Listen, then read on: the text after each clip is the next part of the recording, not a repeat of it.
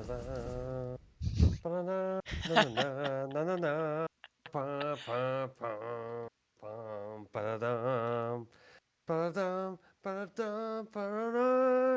welcome everybody to a game I'm actually really looking forward to. It's basically my most favorite movie of all time because we are going to look at The Lord of the Rings, The Two Towers by Zojalyx. So good luck!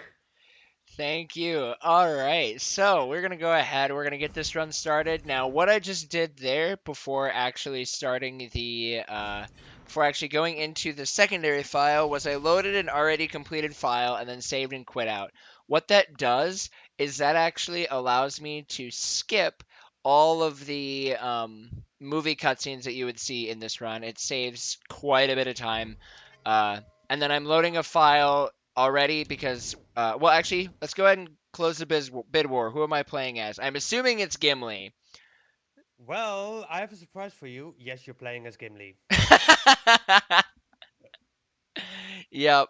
Awesome. That's what I figured. So so I loaded this file, which skips these two levels, the prologue and Weathertop. If we were running Aragorn, these would be levels that would be included.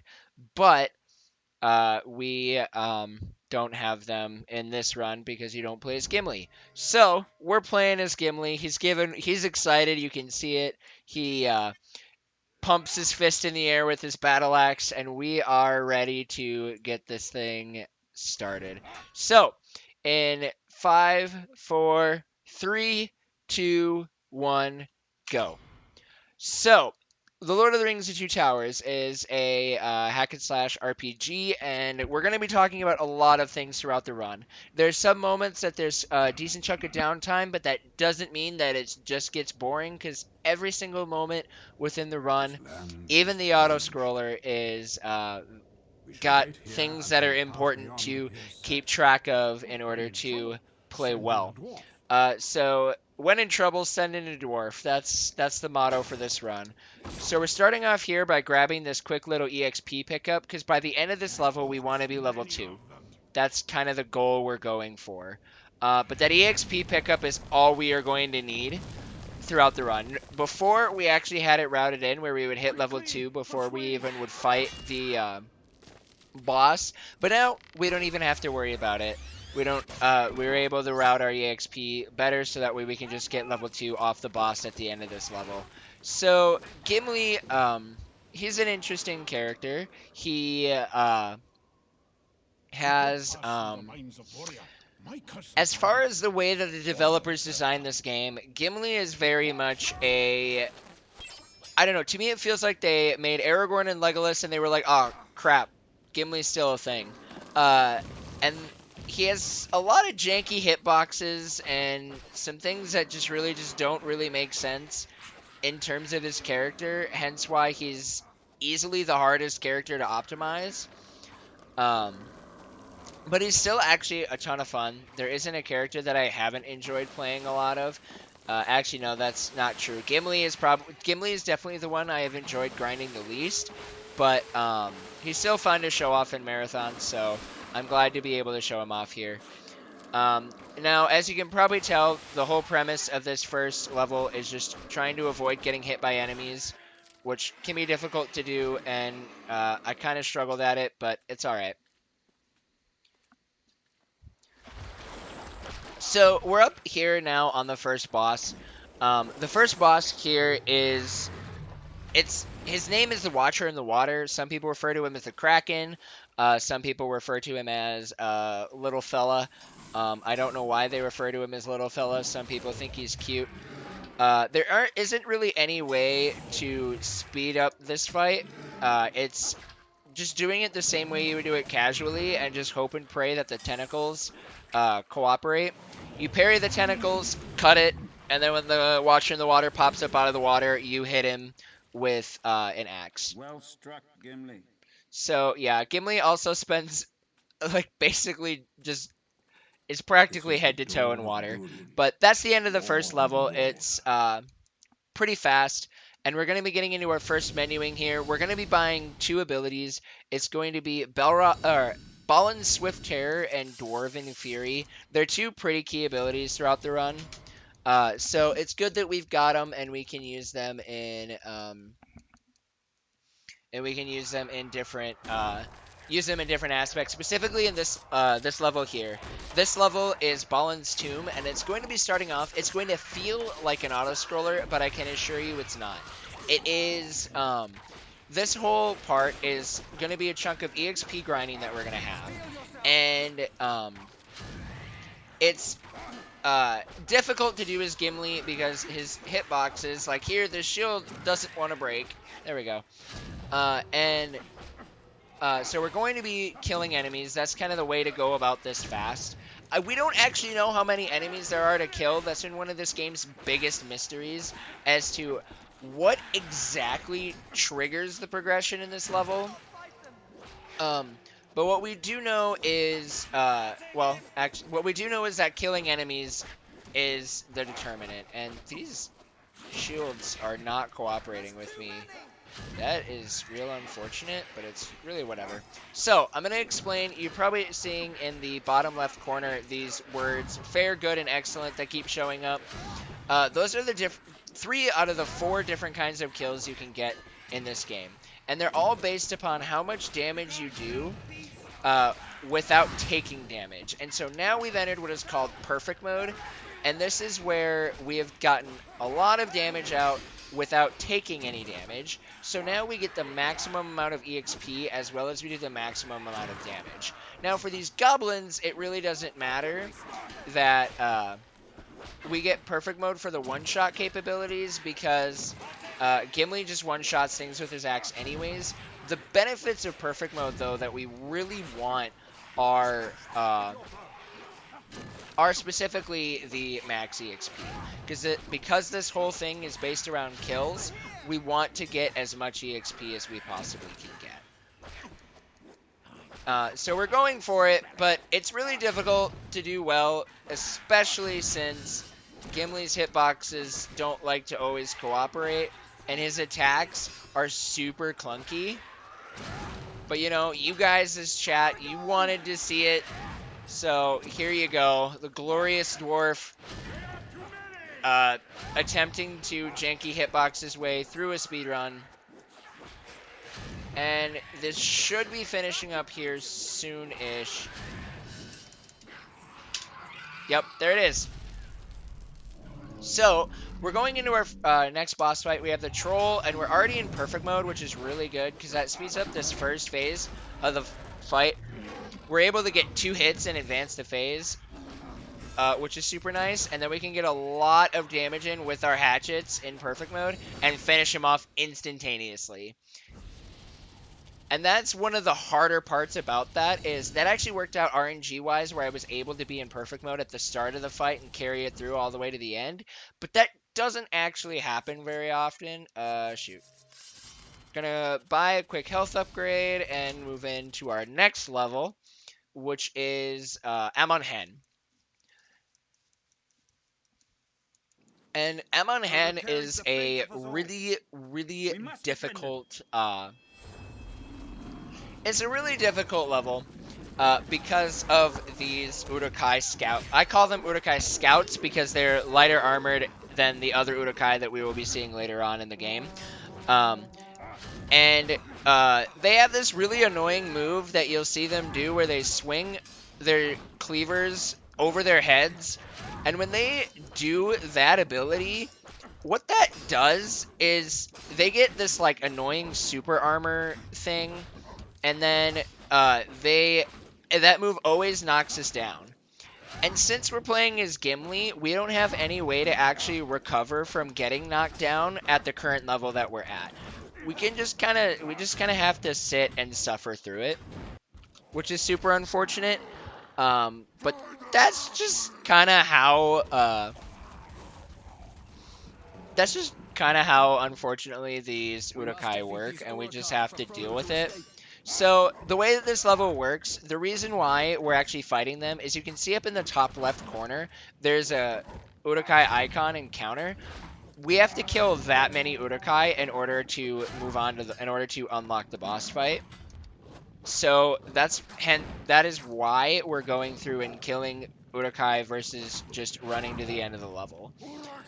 It's really important that we kill certain Urukai in certain spots and we don't stay in one spot for too long, but we also don't want to just leave them, because then we stay at the very end of the level for way too long and we run out of Urukai. And there's this little meter with Frodo's face right next to the Urukai counter. If that drains all the way, we will fail the level. And that's obviously a big no-no. Normally I don't kill those guys, but they were committed to following me, so we were just gonna kill them there. And then again, we're using that Balin's Swift Terror move that we got after the first level Gates of Moria, so that way we can attempt to get into perfect mode. It's really difficult to do it with Gimli, but when we can, it's really nice. And ah, shoot, my perfect mode ran out there. One nice thing about perfect mode is, ow. Sometimes the one shot will actually linger on through for like a split little bit after you lose perfect mode, and so we can then avoid. We can then get that last little chip damage in that we need, to one shot an enemy, but it would still count as a fair, which is a really odd thing about this game, but you know it's one of the beauties of it. So we're just going to be continually killing guys. We've hit level 4 now, which is good. It doesn't actually affect what we can't buy upgrades mid-level. If we could, that would change the routing up. Actually, it probably wouldn't change the routing because we wouldn't want to do upgrades mid-level versus there might be some instances where maybe we would change something, but I don't know of anything. So we're getting just a few more kills here. I'm just gonna ditch these guys because I'd rather go to the big bridge fight.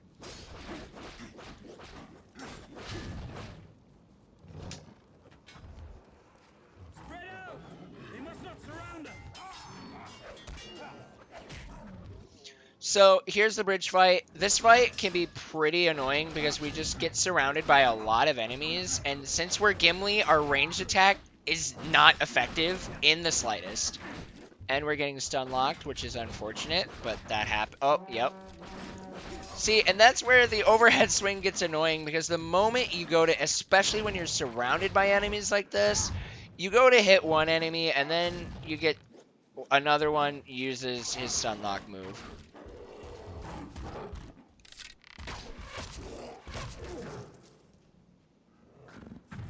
But now we've made it through, and we can now go and we can fight Lurtz. Lurtz is the boss in this level. He's a decently difficult fight to do as Gimli. Gimli says he's going to enjoy this, but we'll actually see. So, oh, I already missed with one hatchet. So I gotta be really careful on how I go about each of these phases. So that's the first phase. We just have to wail into him with hatchets. But, yeah, that, oop, we got him stuck on the statue, that's good, and I don't, oh, cool, we got perfect mode, that's good. Now, this other Urukai is going to be annoying. Actually, now Lurtz is going to be annoying. So, this is where the Lurtz fight is terrible as Gimli, because, normally, as other characters, you can kill Lurtz decently easy, but as Gimli, you can't. You usually just sit and struggle through the fight. And ideally, you would get him into the statue and then hit him with certain abilities to get into perfect mode and finish him off quickly. But unfortunately, that other Urukai that comes in to help out just was actually helping out Lurtz and not helping out us, so we ended up struggling. Oh, but that's fine because we made it through. So that was Amon Hen. We bought Rising Attack, which is an ability that if we get knocked down again, we do have a They came this way. we do have a way to get up and do an attack. So now we're going up into Fangorn Forest. Fangorn Forest is another pretty difficult level. There are a lot of mob fights, as well as we're going to be fighting 4 trolls in total. So we're just going to go ahead and jump right into our first mob fight. We're going to open it up with a Dwarven Fury, which is a charge attack. And that's pretty much what we're going to be using a good chunk of throughout this level. And then whacking some goblins. And here we have a Berserker, if he will spawn. Berserkers are one of the more annoying enemies. They can knock you down, and they're really fast, and they just get really annoying.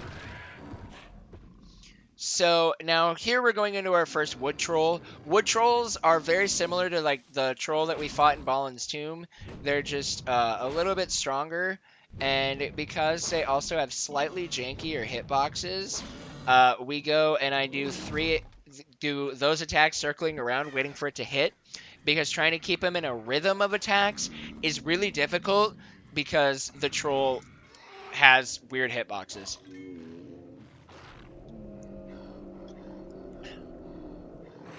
Taking this instance to get a quick drink. So we're going to be coming up to a river here, and we're going to be doing in this river what I call is water hopping. And what water hopping is we're running over into the river, and there are going to be some instances where the game is going to force us to wade through the water really slowly rather than just run. For the most part, I'm going to try and be hugging the oh, that was a terrible hop. Try and hugging the sides so that way we actually are able to just keep running. But on those instances where I have to wade, I'm going to be turning around and pushing my jump back button. That allows me to then just avoid the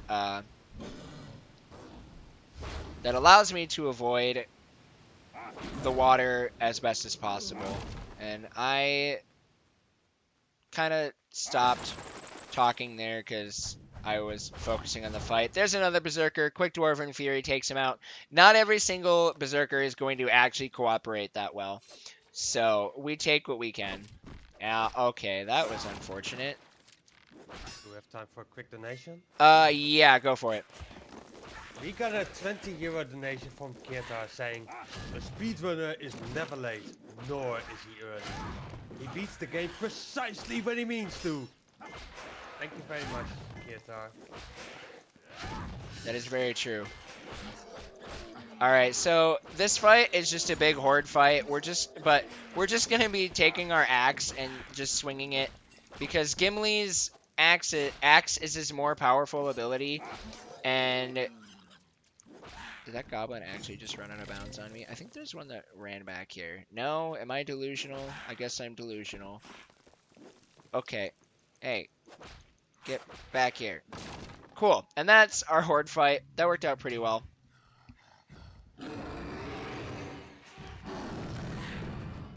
So yeah, that horde fight can be really kind of frustrating because those goblins just half the time don't like to cooperate, but they actually cooperated pretty decently. So now we've got 2 trolls here instead of 1. These 2 trolls, not only are there 2 of them, but the devs also made these trolls stronger than the other 2 trolls that we fight. I don't know why, but they just felt cruel that way. But we were able to use some Dwarven Furies, take him out pretty quickly. That Dwarven Fury ability is super key for that sole purpose of it just blows through trolls really fast and helps us to go fast like we want to do in a speedrun. So now we're just going to wait for all of our kills to tally up and move on to the next level, Plains of Rohan. So, Plains of Rohan is another interesting level. So obviously, as I've said before, well, I don't know if I've said it, but I haven't said it, but you've probably at least noticed it, is each level kind of has their own gimmick right now. And so,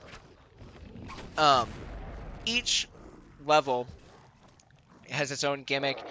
Fangorn Forest gimmick was troll fights and introducing berserkers.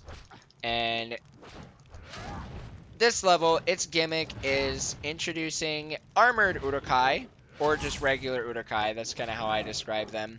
As well as, now that we've entered into the village here, there is, in the top right corner, this villager meter.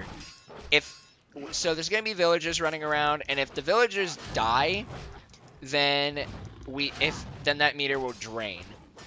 And if that meter empties, we fail the level. And this guy is not behaving. Alright, we're just going to do that. Cool. And there's one more Urukai hiding over here in the corner. Not really sure why. I am needed elsewhere. That was overall kind of a rough fight. And then Gandalf is not wanting to bust the door open. So that was unfortunate. And then I just need to run over here, grab this EXP pickup.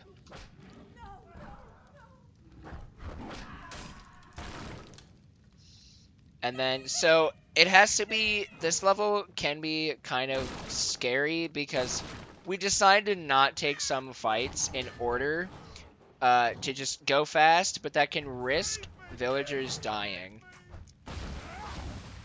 Wow, that worked out well. That was a weird berserker there. So we're killing those two archers there for a fight that we're going to be taking in just a little bit here once we bust through this rubble and go around. Alright, these boys are going to be annoying, so we're going to knock him down and then keep going. So in some instances, we actually don't want to get kills, because if we get kills, then it slows down the end of the level when the game is tallying our kills up. Oh, shoot. I was in the middle of an attack and couldn't parry. So there's that berserker up there. He's very important to kill. If we don't kill him, then the game actually doesn't let us progress. But we can only kill him using ranged attacks, which, as I've said before, Gimli's ranged attacks are just real bad. Oh, come on, bust through. Thank you. And now we can head out to the last fight in the level.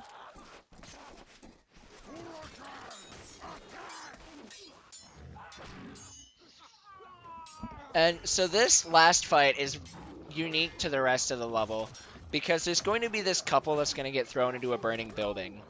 And with them in the burning building, there's going to be another meter that shows up just directly under our villager meter. And when that meter drains, no matter, it doesn't just drain our villager meter, it has us fail the entire level. Which is really unfortunate, but that's just how... Oh, I got knocked into a fire pit there. Okay, come on. And so there's two ways you can go about this fight. You can either kill all of the enemies and then free the couple, or you can free the couple and then kill all the enemies. I kind of do it in a lot of different ways. And I'm going to run over here and... Nope, I didn't grab the XP pickup before the level ended, but that's okay. You still have work to do. I will come back to you at the turn of the tide. So that's the end of that level. Overall, it went pretty decent. It could have been better, could have been worse. That's kind of, honestly, just an overarching theme with Gimli. There are always a lot of ways where Gimli can feel better, and always a lot of ways where Gimli are rough, where Gimli is just kind of rough. So now we're going into Westfold. Westfold, this is probably one of the bigger reset points in the run now that as the optimizations has happened. And this level has, how do I explain it? Well, actually, it's pretty self-explanatory. It has gunpowder barrels, and that's the gimmick for this level.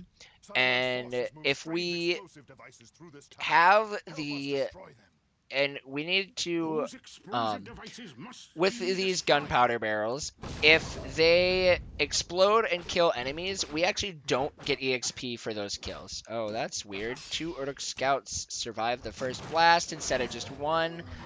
So we're just going to do 1 swipe there and adapt and move on. And the gunpowder barrels, they can do quite a bit of damage. But on top of the gunpowder barrels... Oh, okay. There we go. On top of the gunpowder barrels, we are introduced to Urukai's sappers, and those are these guys with gunpowder barrels on themselves. And okay, I need to be careful here. So, oh, don't die, please, Gimli.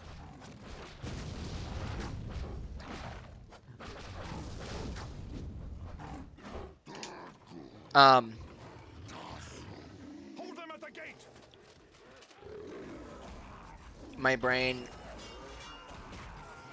Oh yeah, so I'm gonna play this a little bit safer here and destroy some of these gunpowder barrels to hope and pray for a health drop.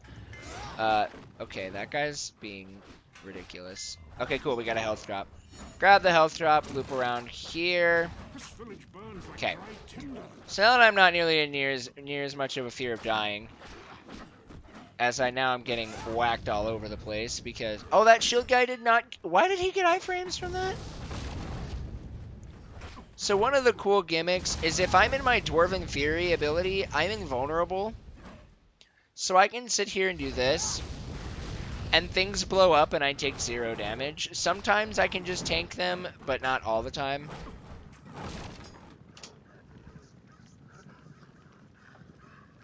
So now we're into the lake here, which is going to have some more water hopping. And water hopping is, again, something that I've explained before, but we're going to go over here on the right side and water hop, so that way when we get to this little beach area, I can stand up, and then, oh, that sapper got shot when I didn't want him to, because I wanted to use him to knock these guys down or blow them up. That's fine. Okay. I've never actually had the sapper get shot by archer. This is really unfortunate. Wow. There we go. Now you can just run over here, whack this barrel, and that ends the level. That was kind of unfortunate, but we made it through, so we're good.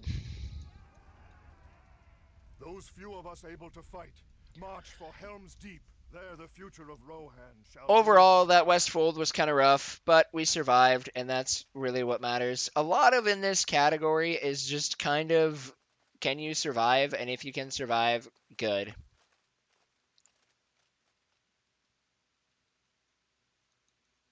So now we're just waiting for our kills and EXP to tally. They tally up pretty quickly, and then now we can just go on to the next level, which is the Gap of Rohan. Now, Gap of Rohan is a level where we're going to be fighting wargs. Oh yeah, we're already like over halfway through the actual movie of the Two Towers, by the way. So we've got these two wargs right here. They're the two enemies we're going to be fighting. And we're just going to whack them and... Oh, okay, that strat didn't work like it normally does. So that was unfortunate. But we're just going to run in, finish off that fight. make them fear the wolves of Isengard. And we're now going to go and fight Sharku, the leader of the wargs. And they're behaving a little odd. Oh, that worked out really well, actually. Wow. Oh, and I whiffed a hatchet throw. But we're going to kill that guy, and then we're going to fight Sharku now. Sharku is going to charge 3 times before he then is himself vulnerable to attack. So he charged 3 times. I don't know why he didn't hit us on that third one. But he's going to stand up on his hind legs. I'm going to run over here, and I'm going to whack him, which for Gimli, I always forget that a one-cycle shark or a one-attack Sharku is, like, really difficult. But either way, now Sharku is dead. And we can now move on to the next level, which is Deeping Wall. And this level sucks, because this level is an 8-minute auto-scroller. we're going to be running around and kicking down ladders. Now, when I said, obviously, that even in the auto-scrollers there are important things, there are a lot of things that we have to pay attention to in this auto-scroller. Up in the top right corner, you can see it, is this Urukai portrait, and then there's these red dots that shows like a map of the wall. Where the red dots are is where ladders are. And as these red dots show up, the ladders will show up, and when there's more ladders, enemies will spawn. And you can see the enemies, how many enemies are on the wall based on the meter there. Right now it's just barely a little over blue, so that means that there's hardly any enemies at all on the wall. And now it's gone up to yellow, so there's like a decent amount, but still, like, we don't really have to worry until the meter starts turning red. And even right now, we have elves and Aragorn and Legolas that are killing things, and that's really what we want, is we want our friends to do most of the work in killing enemies, so that way we don't have to worry about killing them at all, and we can just focus on running around and kicking down ladders. And the reasoning for that is, you notice at the end of the level it tallies up how many kills you get throughout the run, throughout the level. And if you don't have and the less kills you get while you're in a level, the less time it takes for them to tally. So in this level, since it's just an auto-scroller, we want to get as little kills as we want to get as few kills as possible. And it is very, very possible to get 0 kills in this level. Now, we're a little bit behind EXP than what I would like to be, but overall, we're going to be fine. Just because we're still going to be able to be at level 6 for the last level, which is really all that's important. So I'm not too worried.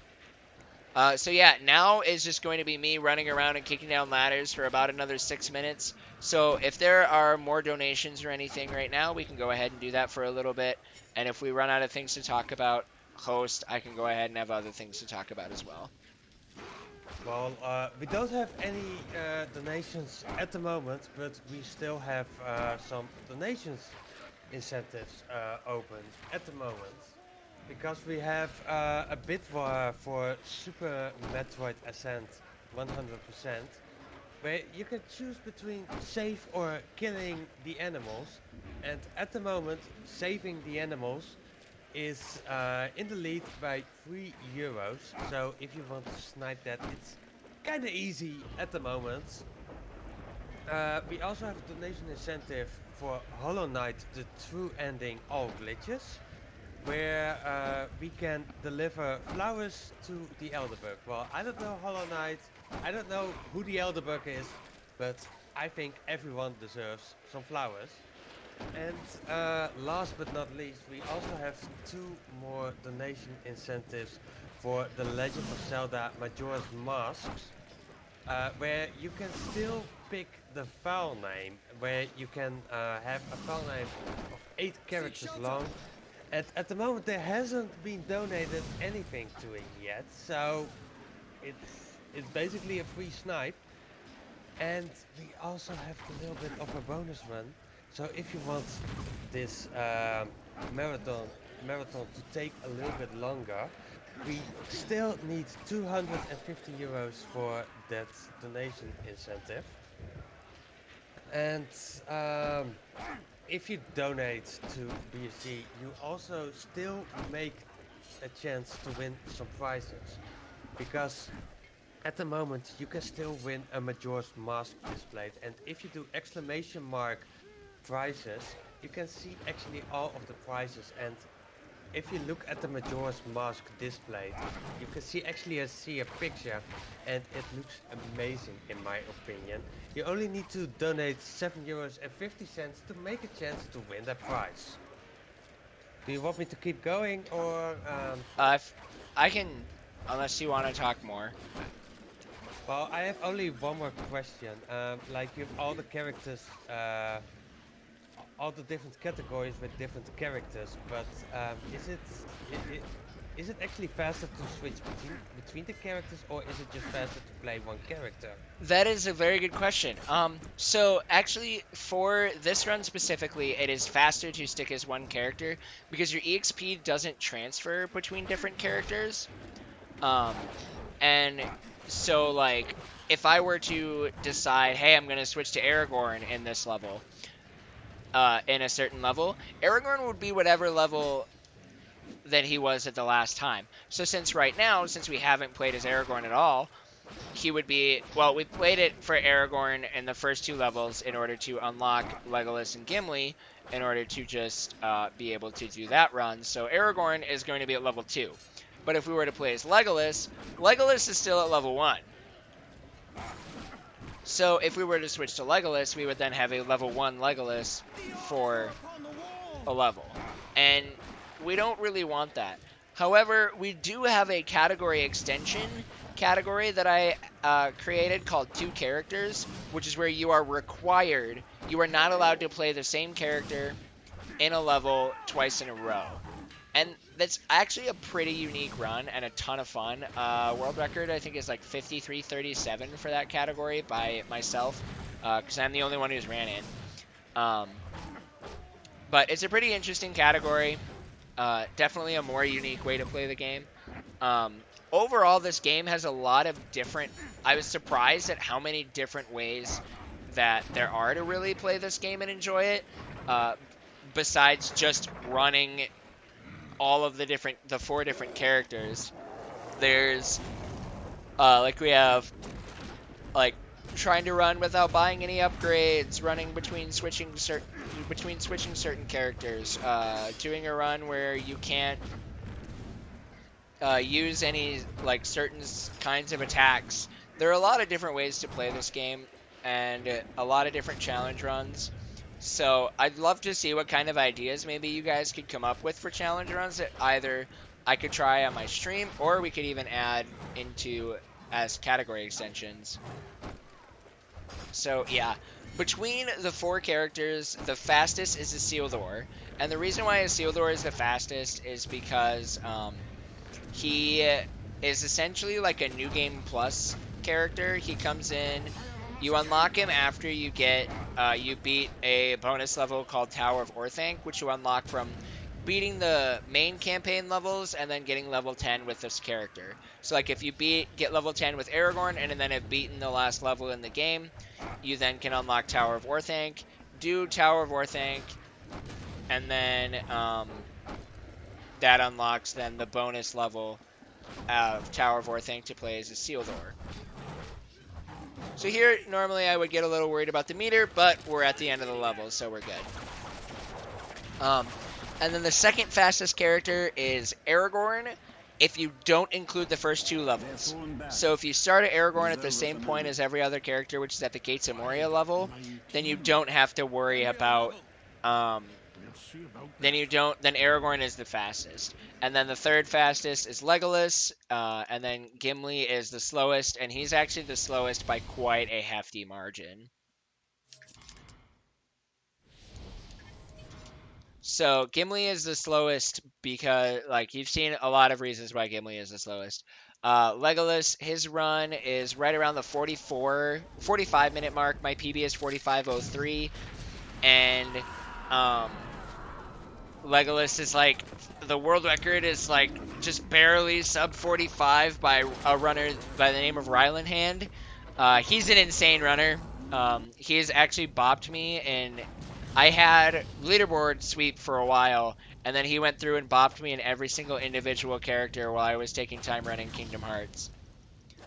So this level, Breach Wall, this is where all runs go to die.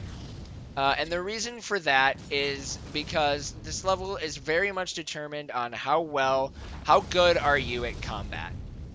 And when you're playing as Gimli, combat is really difficult. And so what we have to do is, right now I'm abusing the fact that when I'm using Dwarven Fury, I have iframes, because we have these sappers here. We're going to kill them and cause chain reaction explosions to kill the others. And you can see these archers that are showing up, but they die pretty fast, so they are non-existent. And then now we've got actual enemies that are going to show up. You're probably wondering what exactly we're doing. You see in the top right corner, there's this health bar for a door. We have to protect that said door. And so we do so by theoretically killing enemies fast. And one of the ways you can kill enemies fast is by using Dwarven Fury. It works out pretty well for the shielded guys.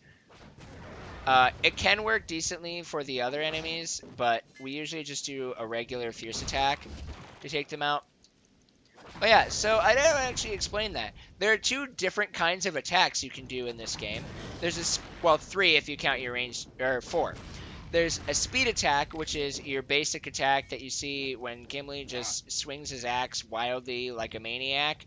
There is a fierce attack, which is what I like to call the Beyblade move, because when you do it at the right rhythm, Gimli just spins around. Not every character just spins like that. It's just Gimli that spins. Okay. That guy was annoying. And then there's your ranged attack, and then the charge attack that we use, that's called your devastating attack. And the devastating attack is, like, 9 times out of 10 your most powerful ability, and as you can see, we took out quite a few enemies here. I'm just gonna come up here and do it this way, because that kills 2 of them. Oh nice, I got phantom hatchets, that's fun. So yeah, there is a thing too in this level that I call phantom hatchets or phantom arrows, and that's just where you go to do your attack, but it doesn't actually hit anything. The hatchet or the arrow just goes right through the enemy, and that's really annoying to have happen, especially with the sappers that can do quite a bit of damage to you. Nice, that worked.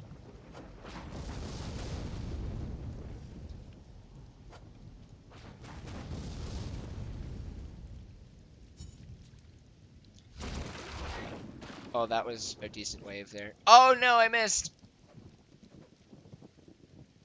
Just gonna run back here. Wait for more to gather around.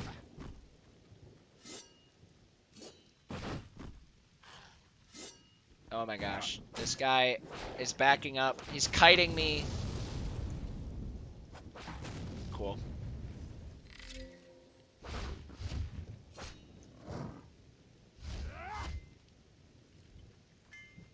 Alright. Oh, okay.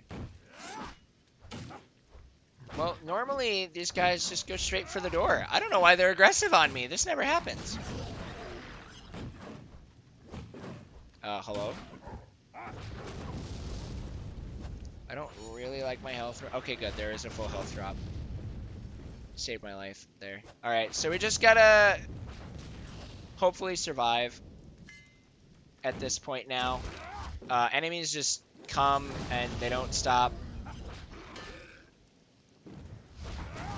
For a while, it's like one big massive wave of enemies. I don't think he died, so we're gonna go ahead and do that to finish him off.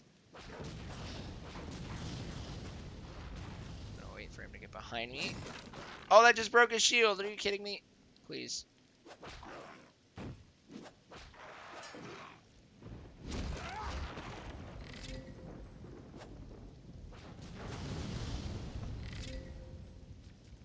Okay, all those sappers got... Oh no, the berserker didn't get hit. Dang it.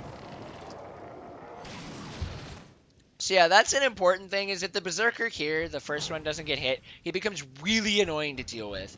So we're going to try and hopefully deal with him. Ah, shoot. But now is where the struggle begins. Okay.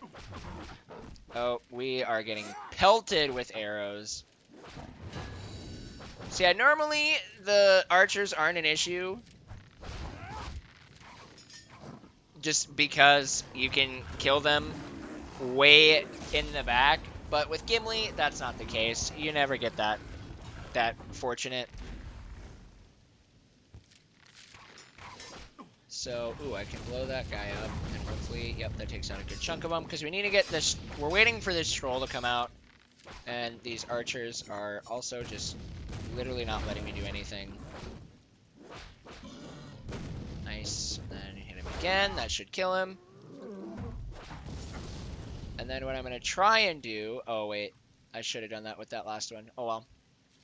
It's a really difficult trick that we've been messing with, but haven't finished on. Where you can manipulate the sapper, but it's fine. So now we have the worst part of the level right here, and this is the catapult. And the catapult is the worst part of the level because of the fact that these guys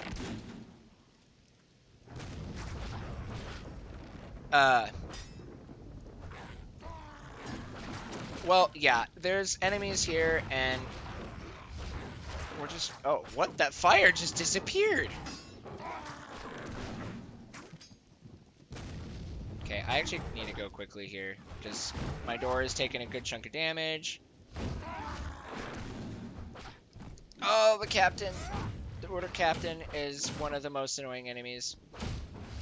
Okay, we're decently fine, okay. Okay, I need to destroy this thing. I need to do it quickly. Oh boy. Oh boy, oh boy, oh boy, oh boy.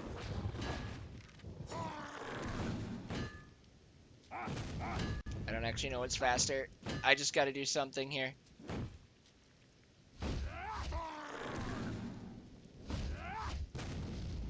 Okay, we're good. Woo! We survived. So, yeah, that was... Whew. That was scary. Our door almost died, and if our door died, we would have lost... We would have had to do that entire level over again. And that sucks. But we made it through, and that's what's important. So, yeah, this is easy mode, but this is Gimli. Gimli is like, hey, this game, you may be playing on easy mode, but this game is not. Remember, this game is not easy. And there's also, too, where you can get stun locked. It didn't happen in this level, thank goodness, but it did happen when I ran this for a GDQ Community Spotlight, where you can get stun locked by the enemies. And when you get stun locked by the enemies, you then get stuck in, you can get stuck then in the fire, and then when you get stuck in the fire, you then have to, you get stuck in the fire, and then your health just drains, and you become sad. So we're now into the last level of the run. This is Hornburg Courtyard, and this level is an absolute chaotic mess. This level consists of constant fighting, and because it's Gimli, it's going to be a lot of Dwarven Furies and a lot of fierce attacks to try and kill as many enemies as we possibly can. We don't really know this is another level that is a huge mystery where we don't know exactly what causes this level to progress other than killing enemies. So hopefully I will be able to play well, which when it comes to this level, it's just a lot of it sometimes is just surviving and not losing the pace you're on versus like trying to save, rather than trying to save time in this level, your goal is to not lose too much time. So we're starting off here with, again, killing a lot of enemies. Oh, come on.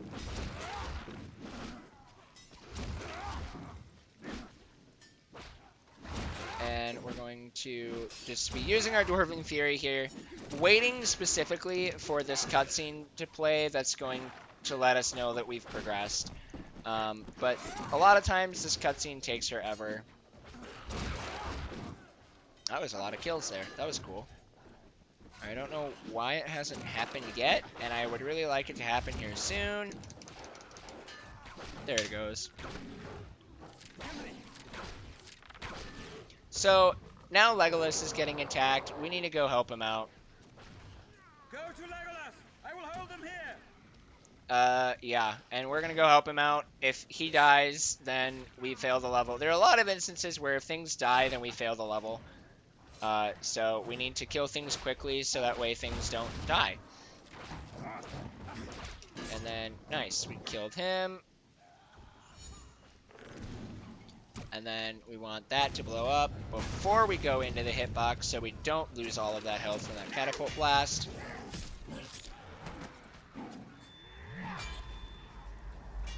And now Aragorn's gonna go ham. But even him going ham is still not enough to save the gate. So you've probably been wondering, I don't even know if you've been thinking about it or not, but in case you've been wondering why I've been playing with subtitles on, it is for this specific part in this level here, because we're waiting for a cue where a character is going to say, is going to yell out that there are archers on the wall, and we can and normally I would just use this to rely on as an audio cue, but then I thought, hey, if I turn the subtitles on, this then becomes a visual cue. And that makes my life significantly easier to just add a visual cue versus an audio cue, because then as you've noticed, I'm a very loud person and I talk a lot.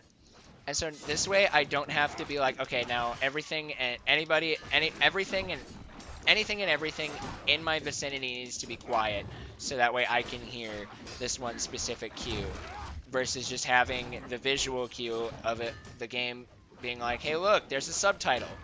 That means that your level has progressed. But it always takes forever for the archers to come onto the wall when you're playing as Gimli.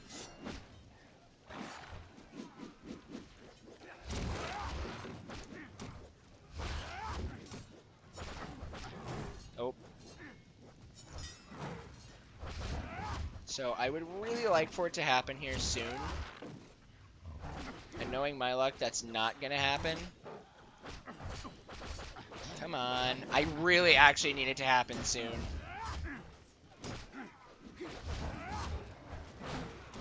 Because I don't like the status of my gate right now. There it goes. So now we've got these archers. I actually am probably going to fail this level.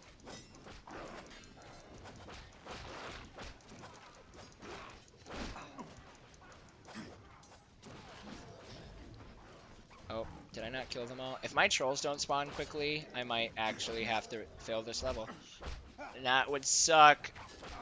I don't think I got all the archers. I don't know. Normally there's another audio cue, but I didn't get it. But I also... Oh, I am 100% failing this level. No, don't hit the shield guy, Gimli. You're killing me, man. Oh, don't hit him either. Come on, Gimli. There's one more archer.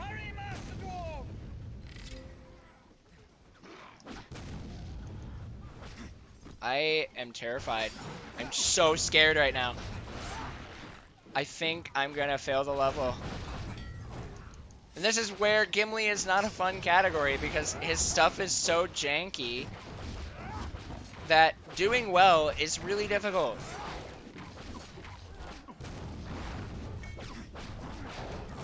Yep, there it is. That's the fail.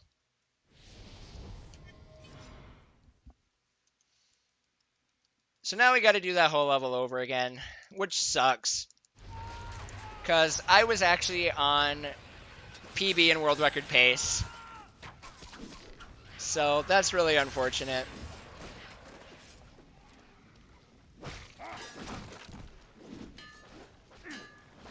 Remember, guys, this is on easy mode.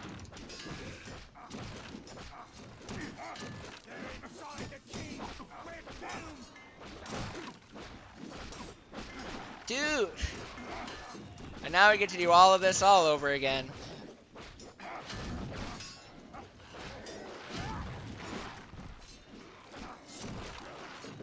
So now, since I have to do this whole level over again, now is a good time to read some donations. Well, as a wise man once said in Helm's Deep, how long do we need? I honestly can't tell you. It's actually said by Aragorn, which Oh, was yes. Vietnam. But let's explain a little bit about our class. We are the Benelux Speedrunner Gathering. We organize bi-monthly gatherings in the Benelux for speedrunners. Due to the situation surrounding COVID-19, we're currently doing our events online for the time being. This event features streamers from both the Benelux and the rest of the world, bringing you entertainment during the lockdown. And while we are entertaining you, we're also raising money for Mind, which is a nationwide organization committed to prevent mental health issues and to support everyone who is dealing with mental issues themselves or within their family. All of your donations will go to Mind. And if you donate money to BSC, you can also put some money towards some donation incentives. We have pretty close coming up. Let me actually check. Yeah, within an hour or within 2 hours at least, we have a donation Bidwar for Super Metroid Ascent 100%, where you get to pick if we are going to save or kill the animals. At the moment, Save is still in the lead by 3 euros, so it's a very easy snipe. Later today we also have Hollow Knight True Ending All Glitches, where we have a donation incentives to bring some flowers to the Elderberg. And I don't know who the Elderberg is, but everyone deserves some flowers, right? And for the last run of this marathon, we also have 2 more donation incentives. You can pick the file name, which we haven't had any donations for right now, so it's pretty much an easy snipe. And if you like this marathon and you wanted to take it a little bit longer, we still have a bonus run for Majora's Mask as well, where we have an release Kuko bonus run. And last but not least, if you also donate, you will also have a chance to win something yourself. Because we have some neat prizes. Like I was talking already about Majora's Mask, and there is actually a chance to win a Majora's Mask display. And if you check at exclamation mark prices, you can actually see a picture of the Majora's Mask display, and it looks really great. And you only need to donate 7 euros and 50 cents at minimum to have a chance to win the Majora's Mask display. For the rest, you can also win a 25 euro gaming gift card. You only need to donate 5 euros to have a chance to win that. If you want to win something a little bit bigger, like let's say a 50 euro gaming gift card, you need to donate at least 10 euros to BSG. And if you want actually a really good price, in my opinion, if you want a BSG custom PlayStation 2 controller, contributed by Defino Customs, you need to donate at least 15 euros to BSG. You help a good cause, and you also have a chance to win some prizes. Do you want me to keep going? Or, I'm gonna go ahead and just take care of my shoutouts now, so that way we don't have to worry about it at the end of the run. Shoutouts to the rest of the Lord of the Rings community. You guys are awesome. Shoutouts to Bloody Lifetime, Rylan Hand, 7 Swagmuffin 7. You guys are my homies. We do community races. Well, we have been doing community races. It's been kind of difficult to do them recently just because of time. And but you guys are awesome, so thank you guys for being my amazing friends and supporting me throughout this journey. Shout outs to my mom, because without my mom I wouldn't be here, and I mean that in the most literal sense possible. Shout outs to BSG for accepting this run. This is the game, this is my main speed game. Like if I had to drop every single speed game except for one, this would be the one that I would keep. I absolutely love this game and will continue to play it for probably a long time. I don't know of any reason why I would stop playing it unless I just became physically unable to play it. Alright, so I really need my trolls now, so if I could please get them, that would be wonderful. And thank you. Whew.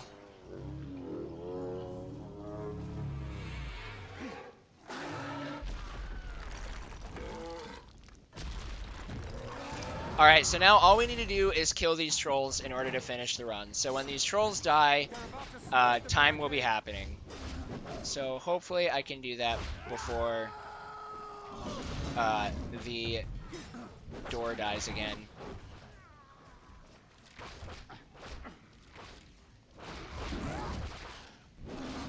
Time. Woo! And we still finished under estimate. Thank goodness. We can no longer hold them! Into the Great Hall! But that is, in fact, why I gave myself a lot of time for buffer in this run. Because even though I was a minute and a half ahead of my PB going into this split, it all went terribly wrong. But we survived, and that's what matters. So, that was Lord of the Rings 2 Towers. Again, thank you guys so much for watching. Thank you for sticking with the 12-minute or 13-minute Hornburg Courtyard. Thanks again to BSG. If you guys enjoyed this run and want to watch a less painful version of this run, you can check out my Twitch, where I run this game fairly often, whether it be Aragorn, Legolas, or Isildur.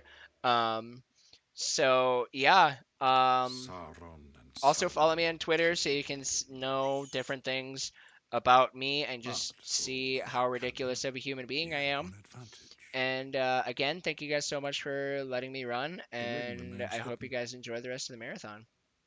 And that we should seek to Well, destroy thank you, it is Zojalyx, not for yet that entered amazing that run. darkest I dream. really enjoyed And watching so it, the weapon of the enemy and is it was moving also a towards little bit Mordor. painful for me for In the hands actually of a hobbit, each losing day your brings it PB, closer to but the still, it was fires a of fun one to Helm. watch. So, next Sauron up, fears we you. get your everyday speedrunner with Titan Souls. And this is also the end of my hosting shift. I'm going to give it to Tiny Tim, be a little bit nice to him. And it's also my last shift of this marathon. I enjoyed it, and I'm looking forward to the next PSG marathon or event at all. Next up, Yeza with Titan Souls. But first, we are going to play some ads, so please stay tuned.